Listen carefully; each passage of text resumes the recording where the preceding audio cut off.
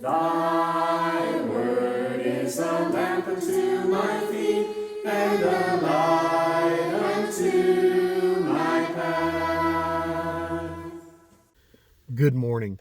I'm happy to have another opportunity to read a psalm with you. And this morning we'll be reading Psalm 84.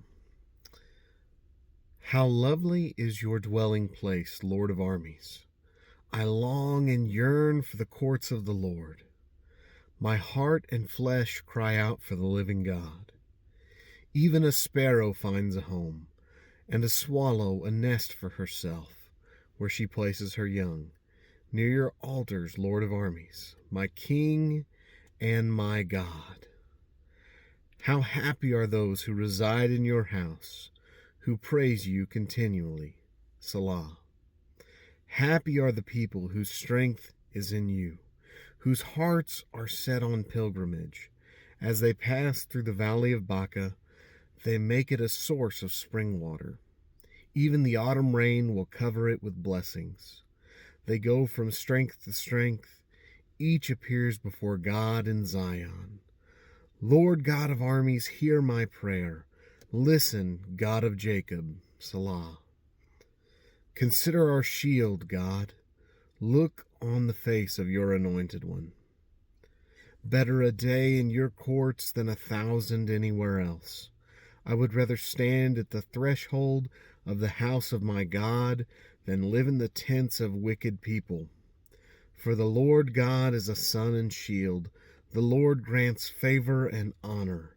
He does not withhold the good from those who live with integrity. Happy is the person who trusts in you, Lord of armies. Such an encouraging word, such encouraging thoughts, especially in a world today when everything seems to be falling apart just a little bit faster. I know that the last year and a half has been difficult on everyone. But this psalm speaks to a happier place, a happier home. The same home that Jesus spoke about, or the same level of involvement of the Lord that Jesus spoke about in Matthew 6. Sufficient for the day is its own trouble. If God is clothing the sparrow, certainly he will do more for us. But I want to look at, in particular, one other passage that I feel like is the conclusion to this, and it's in John's letter, Revelation. In chapter 22, then he showed me the river of water of life, clear as crystal, flowing from the throne of God and of the Lamb, down the middle of the city's main street. The tree of life was on each side of the river, bearing 12 kinds of fruit, producing its fruit every month. The leaves of the tree are for healing the nations, and there will no longer be any curse. The throne of God and the Lamb will be in the city, and his servants will worship him. They will see his face, and his name will be on their foreheads. Night will be no more. People will not need the light of a lamp or the light of the sun, because the Lord God will give them light, and they will reign forever and ever.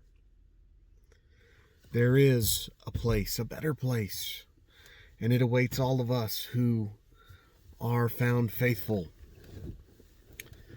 There is no better place than to be in the fold of the Lord, whether that is on this mortal plane or in eternity. Of course, the only alternative is one of torment, one of death, one of destruction. So who are we choosing today? Are we choosing to fight at the side of the Lord of armies? Or are we choosing to fight for ourselves? Because any choice that is outside of choosing Christ is to choose Satan. I certainly don't want that for me, and I don't want that for anyone else. The city of no night, the pearly white city, the crystal city. Heaven's been called many things, both in the Bible and by human literature. But most importantly, it is the place where God reigns, where his Son sits at his right hand, and where he has prepared a place for me and you. God is waiting. Who will we choose today? I hope these words have been encouraging to you. I know this psalm and many of the other psalms are encouraging to me, and I hope you have a blessed day. Thank you.